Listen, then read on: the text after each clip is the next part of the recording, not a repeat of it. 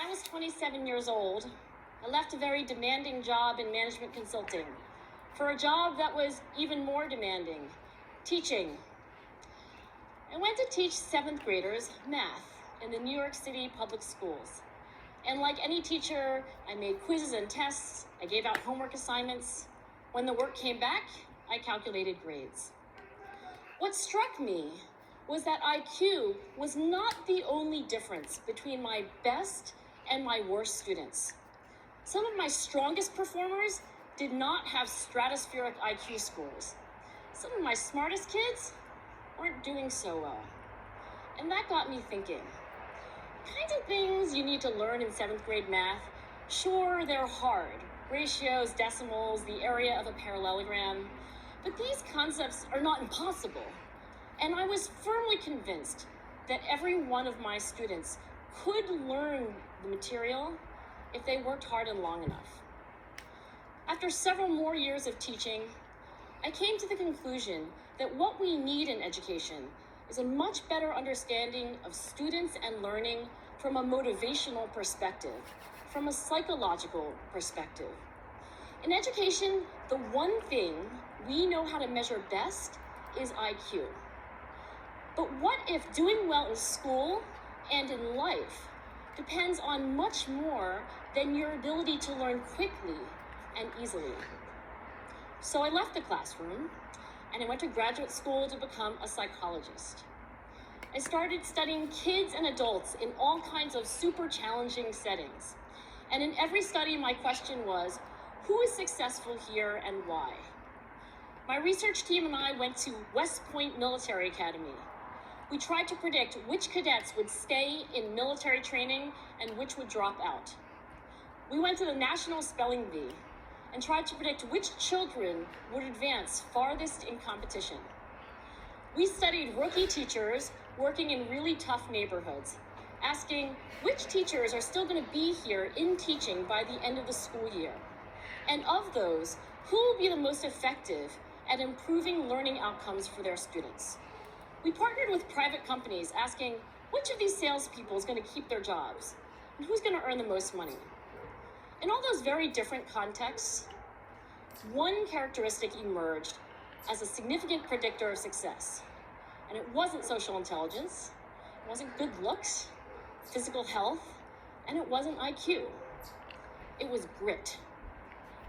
Grit is passion and perseverance for very long-term goals. Grit is having stamina. Grit is sticking with your future, day in, day out, not just for the week, not just for the month, but for years, and working really hard to make that future a reality. Grit is living life like it's a marathon, not a sprint. A few years ago, I started studying grit in the Chicago public schools. I asked thousands of high school juniors to take grit questionnaires, and then waited around more than a year to see who would graduate. Turns out that grittier kids were significantly more likely to graduate, even when I matched them on every characteristic I could measure. Things like family income, standardized achievement test scores, even how safe kids felt when they were at school. So it's not just at West Point or the National Spelling Bee that grit matters, it's also in school, especially for kids at risk for dropping out. To me, the most shocking thing about grit is how little we know, how little science knows about building it. Every day, parents and teachers ask me, how do I build grit in kids? What do I do to teach kids a solid work ethic? How do I keep them motivated for the long run? The honest answer is, I don't know. What I do know is that talent doesn't make you gritty. Our data show very clearly that there are many talented individuals who simply do not follow through on their commitments. In fact, in our data, grit is usually unrelated or even inversely related to measures of talent. So far, the best idea I've heard about building grit in kids is something called growth mindset. This is an idea developed at Stanford University by Carol Dweck, and it is the belief that the ability to learn is not fixed, that it can change with your effort. Dr. Dweck has shown that when kids read and learn about the brain and how it changes and grows in response to challenge, they're much more likely to persevere when they fail because they don't believe that failure is a permanent condition.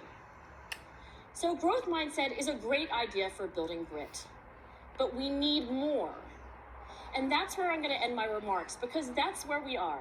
That's the work that stands before us.